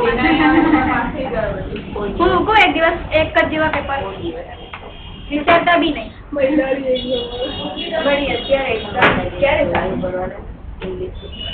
હવે ચાલુ કરીએ 12:30 વાગે. ઠીક છે, સમજાઈ ગયું. રી એક્ઝામ માટે કાલથી રહેશે ટાઈમિંગ રહેશે 10 વાગ્યાથી 10 થી 11:30 અને 11:30 પછી લેક્ચર. ઠીક છે, 10 થી ટાઈમિંગ રહેશે. કાન ખોલીને સાંભળી લે. 10 વાગ્યાનો ટાઈમિંગ રહેશે. 10 થી 11:30 રી એક્ઝામ ચાલશે અને પછી લેક્ચર ચાલશે. ક્લિયર? બોલો. તો બંધ કરો તો બંધ કરી દો. પછી એ બાજુથી નીકળી જાય કાં તો આ બાજુથી બંધ કરી આવો. ચાલો બાગ પર જઈએ. ચાલો બાગ પર જઈએ. આપણે બાગ જોઈએ. સ્નાન કરવાથી પેશન્ટ ફ્રેશ થઈ જાય છે. પેશન્ટ નહીં, કોઈ બી માણસ ફ્રેશ ફીલ જ કરે. બ્લડ સર્ક્યુલેશન વધવાના કારણે રિકવરી પણ ઝડપથી બને છે. સ્નાન કરાવ્યા બાદ ભોજન લેવાની રુચિ થાય છે. તમે ભૂખ્યા હોય ને એના પછી જો નાહી લો, એક વાર બાથ લઈ લો અને પછી ખાવા બેસો, મસ્ત ખાવાનું ખવાઈ જશે તમારાથી. હા, જેટલી ભૂખ ના છે એના કરતા વધારે ખવાઈ જશે. હા, અને ઊંઘ સારી આવે છે. બાથ લઈને ઊંઘ કાઢો તો બી મસ્ત ઊંઘ આવશે. સ્નાન લેવાથી પેશન્ટના ઓર્ગન્સને આપોઆપ આરામ મળે છે. પેશન્ટના ઓર્ગન્સને સ્નાન લેવાથી આપોઆપ આરામ મળી જાય છે. એટલા માટે બાથ જરૂરી છે. ટાઈપ, બાથના ટાઈપ જોઈએ. 2 પ્રકારના બાથ હશે. ટાઈપમાં જોઈએ બાથ ઇન બાથરૂમ. બાથરૂમમાં બાથ લેવડાવવો તે એક પ્રકાર, અને બીજો બેડ બાથ. બીજો કયો છે? બેડ બાથ. એટલે કે પેશન્ટને બેડ પર જ બાથ આપવો તે બીજો પ્રકાર. જોઈએ બાથ ઇન બાથરૂમ શું કહે. પેશન્ટ અનકોન્શિયસ હોય, પેશન્ટ કોન્શિયસ હોય અને બાથરૂમમાં જઈ શકે તેમ હોય ત્યારે તેને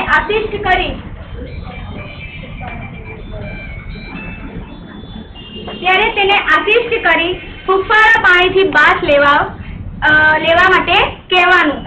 જ્યારે બાથરૂમમાં જઈ શકે, કોન્શિયસ સ્થિતિમાં હોય ને બાથરૂમમાં જઈ શકે એવું પેશન્ટ હોય તો એને હુંફાળું પાણી કરીને બાથ લેવડાવવાનું કહેવાનું. રેગ્યુલરલી દિવસમાં 1 વખત જો લઈ શકતો હોય, તાવ એવું ના હોય ને લઈ શકે તો 2 વખત બી સારું બને. આપણે લેતા હોઈએ ને 2 વખત. અમારે કેટલા ઘરમાં 2 થી 3 વખત નાય.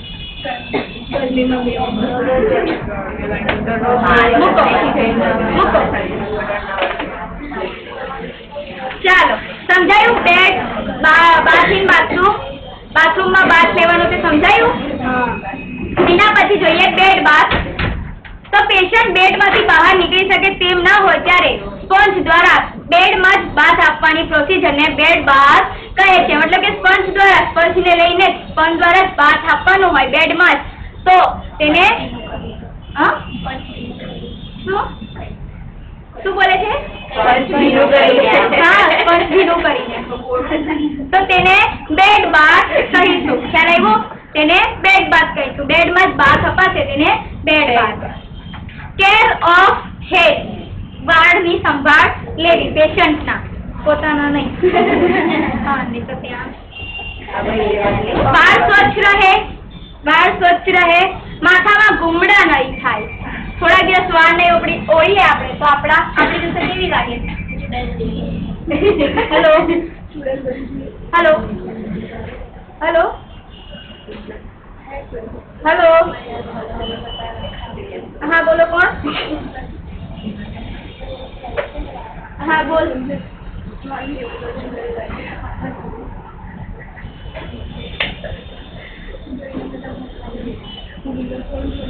હા બોલ ને, આપ મમ્મી. હેલો, હા હા બોલો. સારું, ઓકે, ઠીક છે.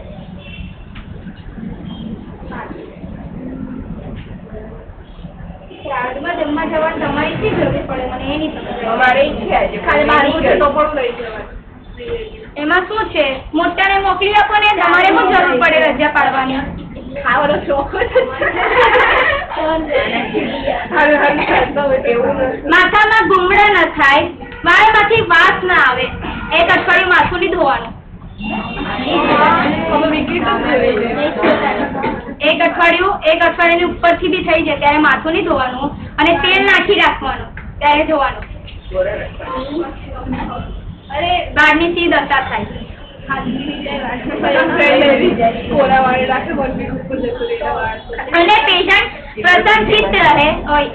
પેશન્ટ પ્રસન્નચિત્ત રહે તે માટે હેરની કેર લેવાની રહે છે, જેમાં રોજ વાળ ઓળવા, પેશન્ટના હેર કમ્બિંગ અને હેડ બાથનો સમાવેશ થાય છે. હેડ બાથનો એટલે કે માથું ધોવડાવવાનું, પેશન્ટનું માથું સાફ કરવાનું, એ બી આપણી જવાબદારી રહી છે. દરરોજ માથું સાફ કરવાની જરૂર નથી. 2 દાડામાં 3 દાડામાં વધારે ટાઈમ પેશન્ટ એડમિટ રહે છે તો 3 દિવસમાં એકવાર માથું ધોવાઈ નાખ્યું પેશન્ટનું તો વધારે બેટર હશે. ખ્યાલ આવ્યો? પેશન્ટને બેડ પર જ વ્યવસ્થિત પોઝિશન આપી હેડ બાથ આપવાનું રહે છે. જે પેશન્ટ જાતે નહીં લઈ શકે આવી કે તેને હેડ બાથ બેડમાં જ આપવાનો રહે છે. કઈ રીતે? તો કે માથું નીચે તરફ ઢાળીને, જે આ બેડનો સળિયો હોય છે મોટો, તેના ઉપર માથું મુકાવીને માથાને નીચે ઢાળવાનું રહે છે. આ પોઝિશન તમે બ્યુટી પાર્લરમાં જોઈ શકશો. હોસ્પિટલમાં નહીં જોઈ હોય, બ્યુટી પાર્લરમાં જોઈ હોય. હા, કટિંગ કરવા જતો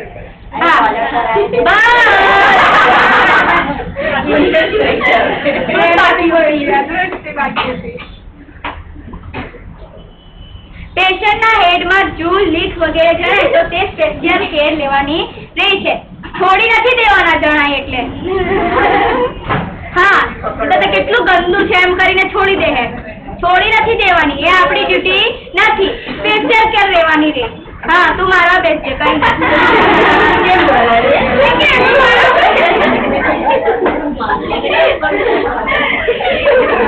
કેવો અવાજ આવે જૂને મારે એટલે?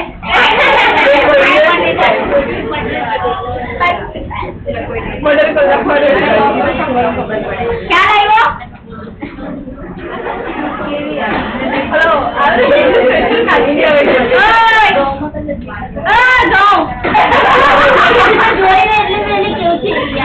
એવી નહીં આવે. બંનેમાં બહુ અંતર હોય. જેટલી મોટી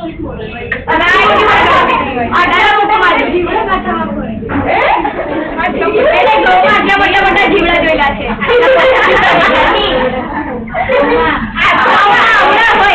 એકદમ નાના હોય, એના મગજ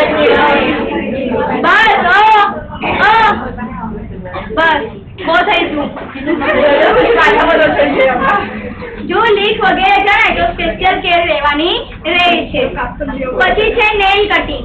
પેશન્ટના નેલ કટિંગ તો તે બી ધ્યાન રાખવાના. પેશન્ટના નેલ મોટા ના થાય તે માટે સમયાંતરે કાપતા રહેવું જોઈએ. નેલ મોટા હોય તો તમને ખબર જ છે, નેલ ભરાય, નેલ પેટમાં જઈ શકે, એમાં છોકરી હોય એ કાપવા ન દીધા તો કપાઈ દેવાના. કટિંગ છોકરી કે છોકરી એ બીમાર હોય ને તે કઈ બોલવાની જ નથી. ના, પહેલી વાત તો એ આ નેલ કટિંગ નો છે તે મોસ્ટ ઓફલી ગાયનેકમાં રૂલ્સ લાગુ પડે. ગાયનેકમાં જે લેડીઝ હોય તે લોકો જે બેબી બોર્ન વખતે મતલબ ડિલિવરી વખતે એના નેલ મોટા હોય તો આપણે જબરજસ્તી કાપવા પડે, કેમ કે આમ તેમ તે વખતે પેઇન વધારે હોય પેશન્ટને, લેડીઝને તે વખતે પેઇન વધારે ડિલિવરી વખતે, તો એ લોકોને પોતપોતાના નખ પોતાને જ વાગવાની શક્યતા રહે. પછી આપણે ઉભેલા હોય તો આપણને વાગવાની શક્યતા રહે. એ લોકો તો કેટલા ઉછળે.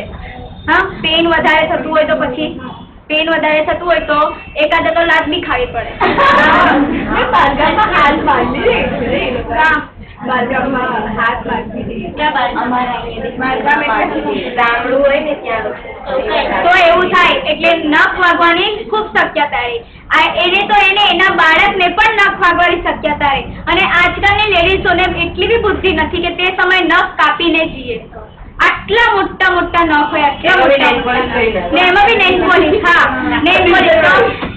નેલ પોલિશ છૂટીને પછી લાગતી હોય અધર સાઈડ પર, બીજી જગ્યાએ નેલ પોલિશ છૂટીને એના શરીર પર ચોટેલી હોય. એટલે એના કરતા વ્યવસ્થિત પેશન્ટને આગળથી ઇન્સ્ટ્રક્શન આપવાનું રહે કે ડિલિવરીના સમયે નેલ કાપીને આવજો. જે લોકોનો ટાઈમિંગ આવી ગયો તે લોકોને ઇન્સ્ટ્રક્શન આપવાની રહે કે નખ વગેરે કાપીને આવજો. આ કહી જ દેવાનું. XYZ કોઈ બી ગાયનેકમાં કોઈ બી પેશન્ટ ડિલિવરીનો સમય હોય, સીઝરનો જ કેમ ના હોય, એ બી સીઝરનો જ કેમ ના હોય, ડિલિવરીનો જ નહીં, સીઝરનો કેમ ના હોય ઓપરેશનનો, તો બી કહી દેવાનું નખ કાપીને આવો. હા, નખ વાગવાની ખૂબ શક્યતા રહી અને નખથી ઇન્ફેક્શન ફેલાય ને. બેક કેર જોઈએ. બેક કેર પર્સનલ હાઇજીનમાં બેક કેરનું ખૂબ જ મહત્વ છે, વધારે ઇમ્પોર્ટન્ટ છે. પેશન્ટ બેડમાં સૂઈ રહેતું હોવાથી બેક પર વધારે ઘસારો લાગે છે. આના કારણે બેકમાં ચાઠા પડવાની શક્યતા રહે છે, જેને બેડ સોર કહે છે. આગળ જ વાત થઈ ગયેલી છે, આપણે પાનું ફેરવવાની કોઈ ઉતાવળ નથી. શાંતિ રાખવાની.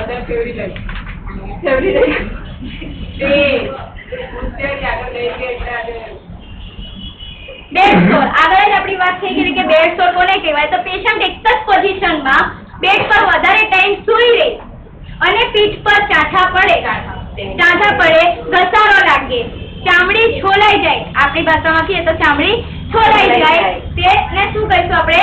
બેડ સોર. એ બેડ સોર જો પેશન્ટને થાય છે તો એ સાની નિશાની છે કે ત્યાં નર્સિંગ કેર ખૂબ જ નબળી છે, ત્યાં ખૂબ જ નબળી છે, એ એની નિશાની છે. એટલે પેશન્ટને બેડ સોર નહીં થાય તેની જવાબદારી રાખવાની ફરજ નર્સની હોય છે. ઠીક છે, જોઈએ આગળ. મળતી તારે નર્સિંગ સ્ટાફ એવું હોય ને કે મેં એક હોસ્પિટલમાં જોયું તો માણસ દાજેલો આવ્યો ને તો ડ્રેસિંગ કરતા નર્સ લોકો હસતી ICU. એ તો થાય જ ને બકા. નર્સ લોકો હસતી રહે એટલે પછી બહુ ગુસ્સા આવે કે નર્સ હસાઈ કેવી રીતે? તો એ તો બરાબર જ છે ને. કીધું બધું એટલે જ તો કહેતા છીએ કે નર્સ કેવી હોવી જોઈએ તે શીખીને જાઓ. મેં આજ સુધી મારા કેટલા બધા સિનિયરને જોયેલા છે, બહુ બધા સિનિયર મને એવા મળેલા છે જે પેશન્ટ પર ગુસ્સો કાઢતો હોય. મેં આજ સુધી કોઈ પેશન્ટ પર નહીં, કોઈ દિવસ ગુસ્સો કર્યો નહીં ડ્યુટી લાઈફમાં. અહીંયા બી નહીં, પેશન્ટની વાત છોડો, અહીંયા બી સ્ટાફમાં બી કોઈ નહીં. મગજમારી બહુ છે. મગજમારી એટલે મતલબ તું મેં ક્યાં કરે, પણ એમ કે કોઈ દિવસ કોઈના પર ગુસ્સો નથી કાઢ્યો. કોઈનું સાંભળી લીધું છે, મારી ભૂલ ના હોય તો સોરી કહી દીધું છે, પણ ગુસ્સો નહીં. ઘરેથી આવે તો ઘરે ગુસ્સો લઈને આવે સાથે. એ નર્સ લોકોની એ મોસ્ટ એ હોય ઇમ્પોર્ટન્ટ ક્વોલિટી હોય એ લોકોની. કોઈનો ગુસ્સો કોઈના ઉપર કાઢી નાખવાનો. અંદરથી સર ખીજવા લાવે ને કેબિનમાં આવીને બહાર આવીને પેશન્ટ પર ધોઈ નાખવાનો. એક પેશન્ટ મળી જાય ને માથા ભારેનું તો પતી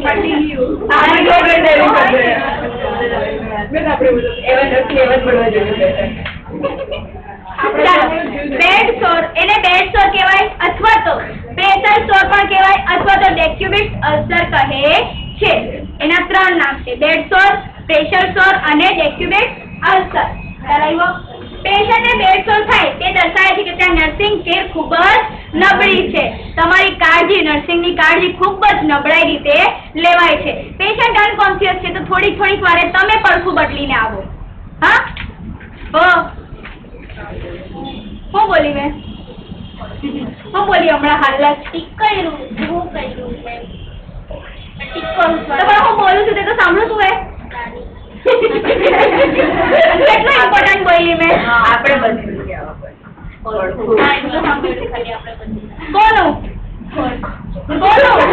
પેશન્ટનું કયા પેશન્ટનું કેમ અનકોન્શિયસ નું આપણે બદલવાનું કારણ કે લોકો પોતે કઈ નહીં કરી શકે એટલે કેમ નહીં કરી શકે અનકોન્શિયસ પેશન્ટ ને આપણે એ લોકો કઈ કરી શકતા ન બેભાની સ્થિતિમાં હોય એટલે આપણે થોડીક વારે 15-20 મિનિટે આપણે જઈને એ લોકોનું પડખું બદલવાનું રહે છે. અને જો જનરલ પેશન્ટ છે, કોન્શિયસ પેશન્ટ છે તો એ લોકોને કહેવાનું કે પડખું બદલતા રહે. હા common sites of pressure sores એ પછી જોઈશું આપણે. હમણાં તમે વાંચો મેં ઊભી કરી એક્શન પ્રેઝન્ટ લઈ લઈએ ત્યાં સુધી.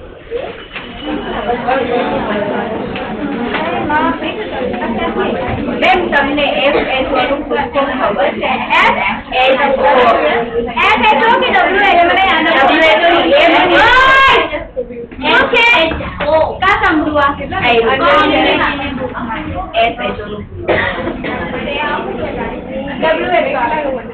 WHO કેમ આવે? WHO એટલે વર્લ્ડ હેલ્થ ઓર્ગેનાઇઝેશન. આ FHO તો કશું સાંભળ્યું જ નથી. અને કોમેન્ટ એમાં FHO શું આવે? કઈ નહીં આવે. હેલ્થની વ્યાખ્યા WHO દ્વારા જ અપાઈ છે એટલે ત્યાં WHO આવે, FHO નહીં આવે. FHO કોઈ સંસ્થા જ નથી.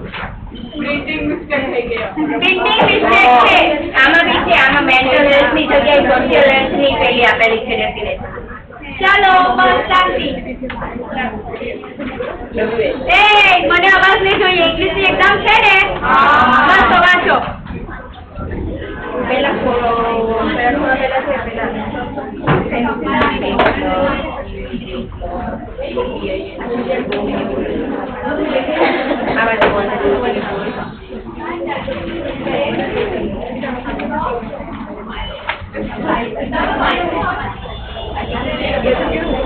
મિત્તલ શું છે? નથી આપવાની કોઈને નોટબુક. લઈ લે તું પાછી રીતા.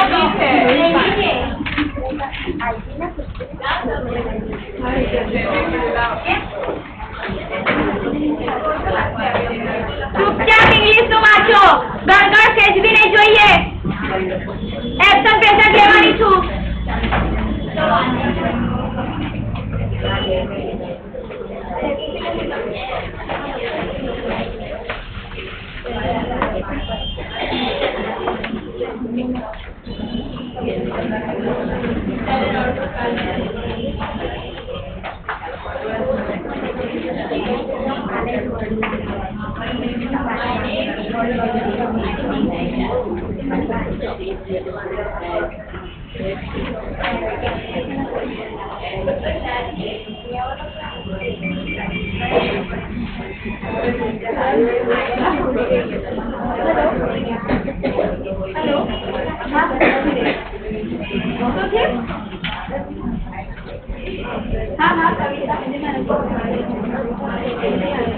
આપું ફોન એનો ફોન આવેલો ફટાફટ લઈ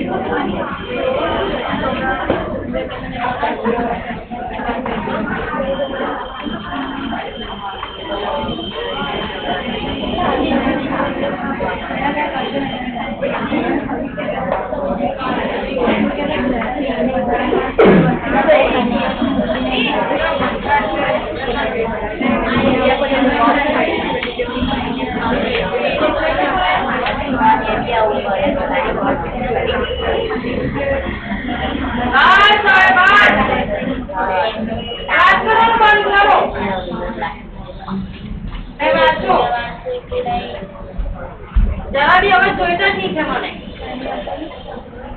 બારે કાઢી કાઢો. એક્ઝામ છે તો વાંચો. બજાર લઈને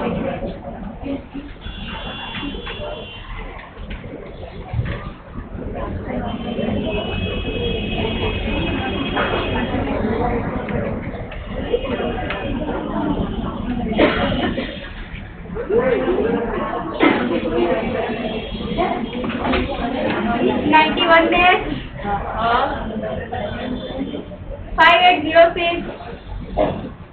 નથી આવતી 5906 5907 5913 5915 5915 5922 5922 5923 present 5924 5925 5928 5935 5936 5937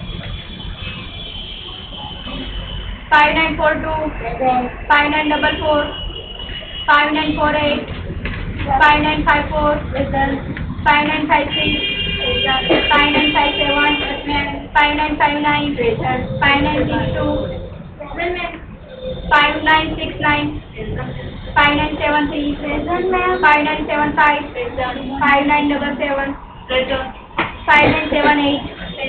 5979 ચાલુ है नहीं बंद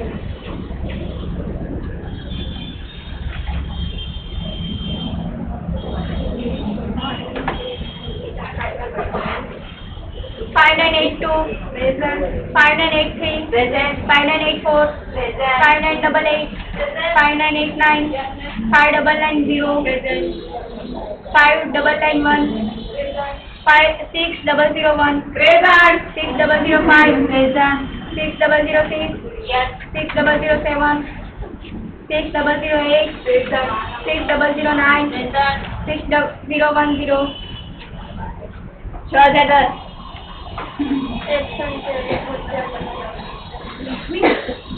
6012 present 6013 present 6015 present 6017 present 6018 present 6019 present 6022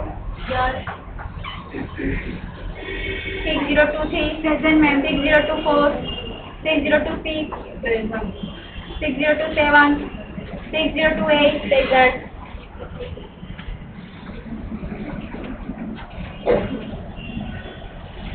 6034 present 6043 present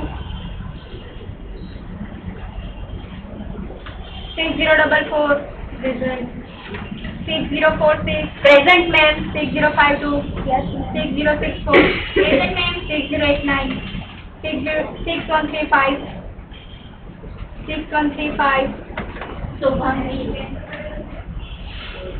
cancel कर रखी ये रखो किधर और 6170 present ma'am 6181 present 6182 present 6206 present ma'am 6213 present ma'am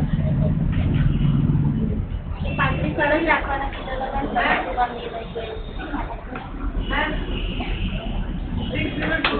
गई अपनी हमने बोली ही नहीं तुम इतना फटाफट बोल रहे थे सबने बोला ना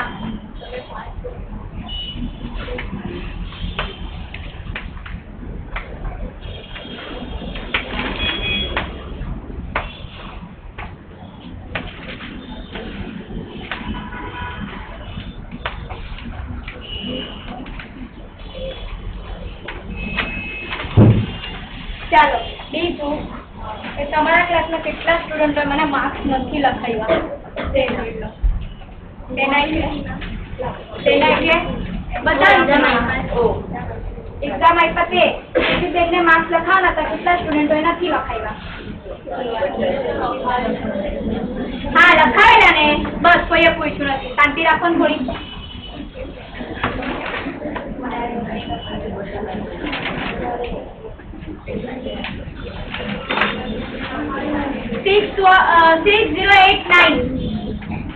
6089 કોણ છે નામ છોડીને મેં લખવા જાઉં હવે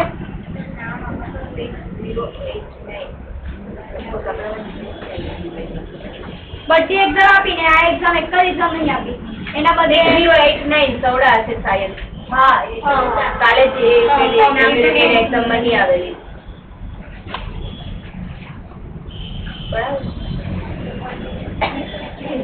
6028 6028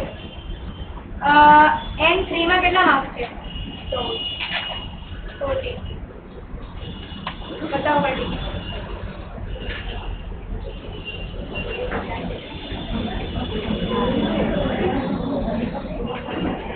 6006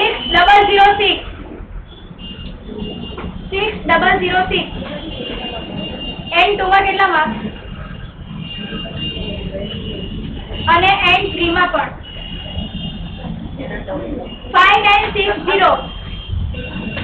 5960 કોણ છે? કોણ છે?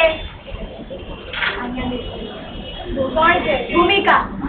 ભૂમિકા હોસ્ટેલ વાળી ને એ આવી ગયા હોસ્ટેલમાં કે નહીં આવી? બોલો બેન જલ્દી. 6006 N2 માં 16 માં હા હા N2 અને 18 અને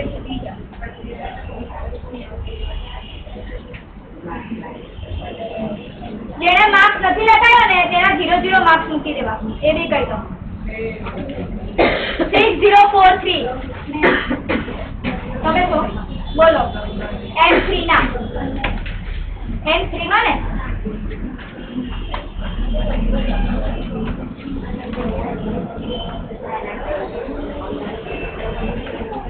6010 રસીલા એક છે ને પણ 6010 પાક્કું ને?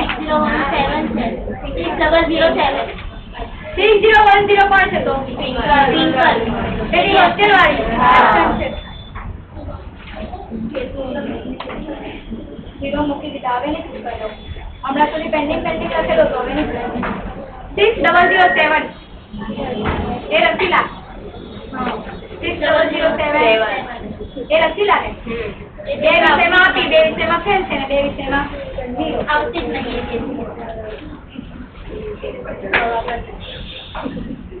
ચલો 5954 કોણ છે? કોમ્યુનિટીમાં કેટલા માર્ક્સ? 19.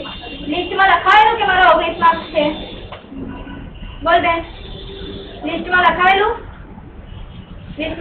કૃતિબેનને લખાયેલા માર્ક્સ? લખાયેલા? પાક્કું? મેં પહેલા હમણાં લિસ્ટ છે. બોલ.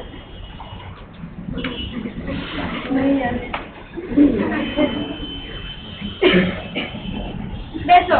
ડબલ હજામત કરીએ તમારા માટે. 5944 5959 બોલો માર્ક્સ છે N1 માં. N1 માં 16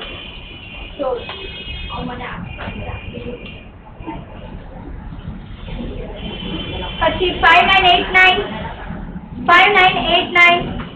N1 માં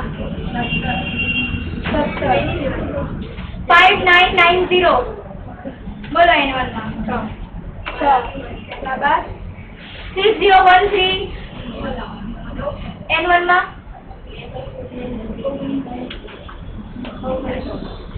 5969 माया क्या है तारा यूआई શું 6024 हमने कितने सब्जेक्ट के मार्क्स श्रुति मैम को लिखाए थे?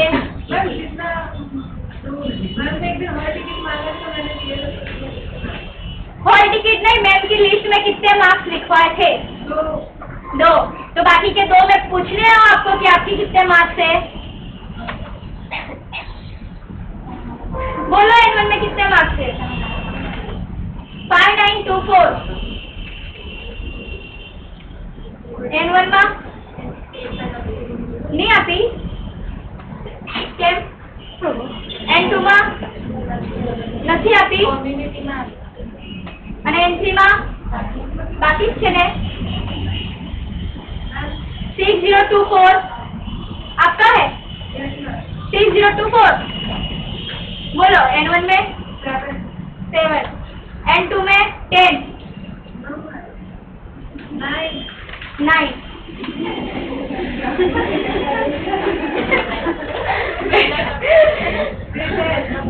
अभी 10, अभी 7 और आ जाएंगे 9 5991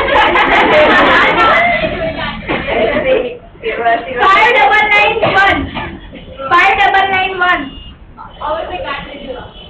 N1 नहीं આપેલી ને બકા N2 नहीं આપેલી ને N3 કેટલા 9 5969 કોણ છે બેનો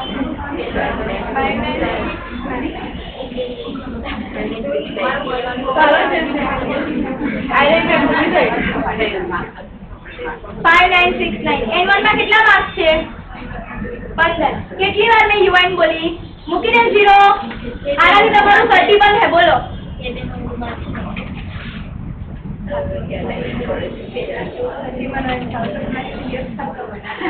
બેસો શું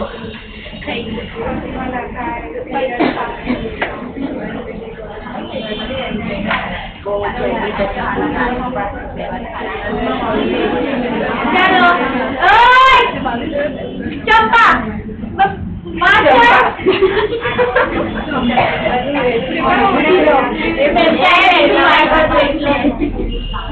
વાંચો ની શાંતિથી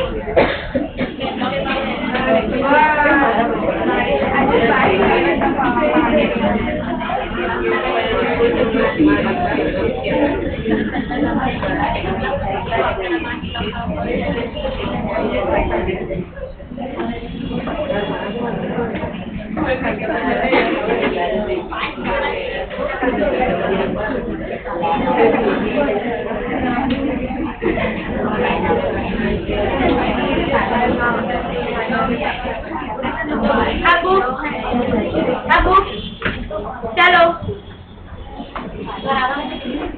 ना હું જાઉં નીચે તમે એક્ઝામ તો રાત્રિ બેનને બોલો 1:30 વાગે મેકલ એક્ઝામ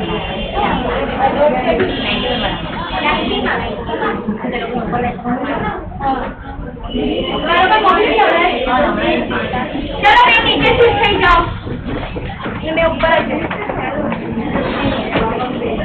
मजा आ रही कि नहीं काले बात करवाने के मजा છે ને મેં પેલા વિડિયો બતાવેલો ને તેમાં મોબાઈલ વાળીની વિડિયો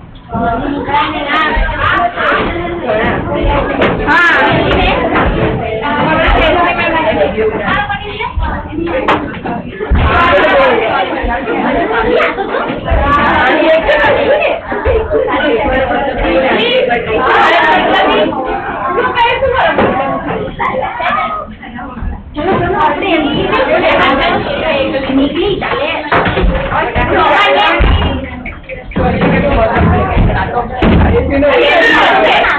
नहीं पड़ेगा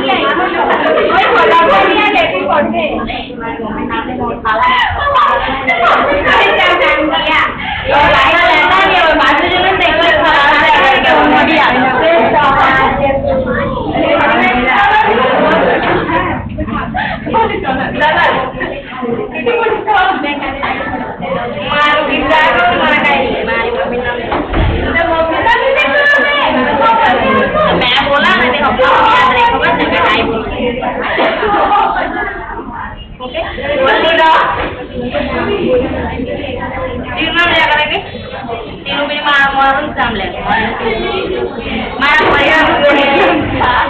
मारा परिवार तो नाम ले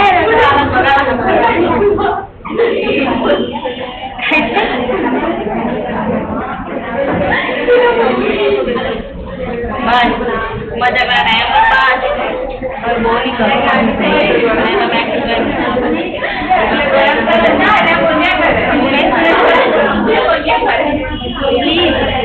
ठीक था ठीक थे पर लागे नहीं मैं थोड़ा बोली बस तो हमने लागी जाए तो मैं बोली कि मैं मना नहीं कहता कि मना हो बस मैं काय बोलूं देखो बस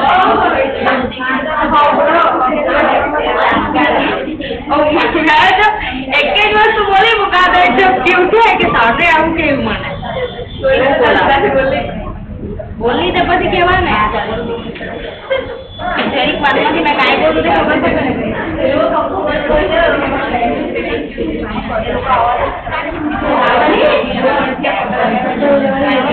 આ કોણ છે બારી બોલે